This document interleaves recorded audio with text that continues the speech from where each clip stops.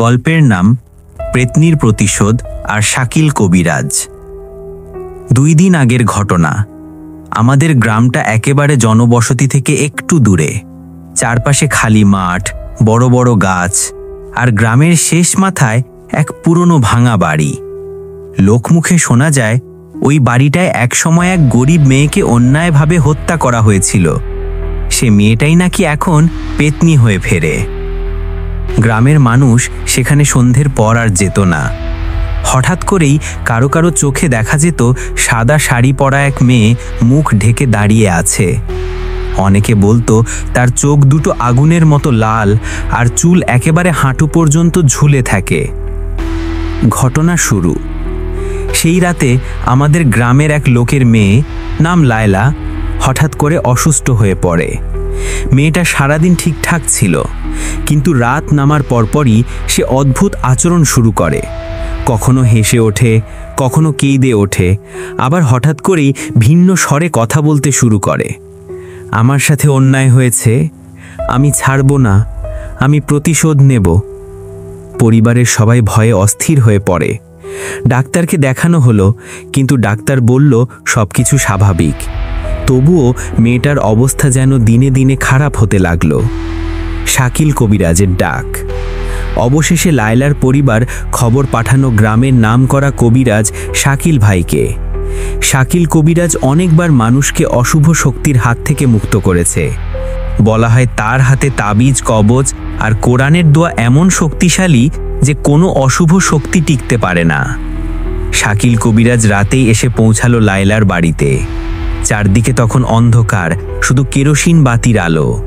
শাকিল কবিরাজ মেয়েটার দিকে তাকাতেই বুঝলেন এটা কোনো সাধারণ অসুখ নয়, এর ভেতরে অশুভ কিছু ঢুকে গেছে। মুখোমুখি পেতনি। শুরু হলো ঝাড়ফুঁক। শাকিল কবিরাজ কোরআনের আয়াত পড়তে থাকলেন, হাতে তাবিজ আর পবিত্র পানি ছিটালেন।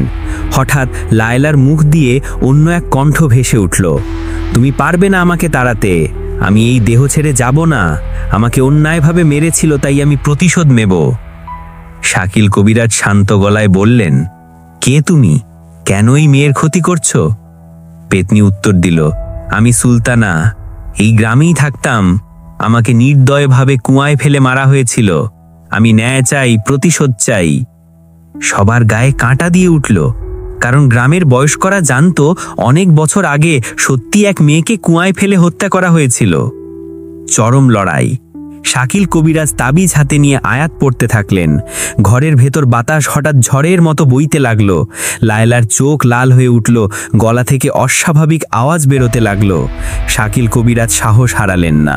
তিনি উচ্চ স্বরে বললেন, আল্লাহর নামে আমি তোমাকে হুকুম দিচ্ছি, তুমি এই দেহ ছেড়ে চলে যাও।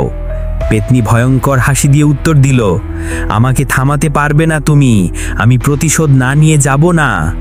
শাকিল কবিরাজ মাটিতে পবিত্র পানি ঢেলে দোয়া পড়তে থাকলেন। ধীরে ধীরে পেতনির চিৎকার আরো জোরে হতে লাগলো, মেয়েটার দেহ কাঁপতে লাগলো। তারপর হঠাৎ নিস্তব্ধতা নেমে এলো। মুক্তি। লায়লা অচেতন হয়ে পড়ে রইল। কিছুক্ষণ পর ধীরে ধীরে তার চোখ খুলল। মুখে আর সেই অদ্ভুত ভয়ঙ্কর চেহারা নেই। সে স্বাভাবিক কণ্ঠে বলল, আমার কিছুই মনে নেই।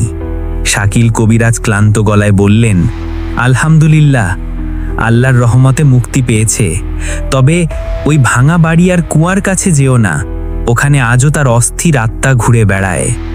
পরিণতি। গ্রামের সবাই শিউরে উঠল। তারা বিশ্বাস করতে লাগলো সত্যি পেতনির অস্তিত্ব আছে, আর মানুষ আরো বেশি করে শাকিল কবিরাজের ওপর আস্থা রাখল। আজও রাতে যখন কেউ ওই ভাঙা বাড়ির পাশ দিয়ে যায়, বাতাসে শোনা যায় মেয়ের কান্নার শব্দ। তবে শাকিল কবিরাজের ঝাড়ফুঁকের পর থেকে আর কাউকে আক্রমণ করতে পারেনি সেই পেতনি।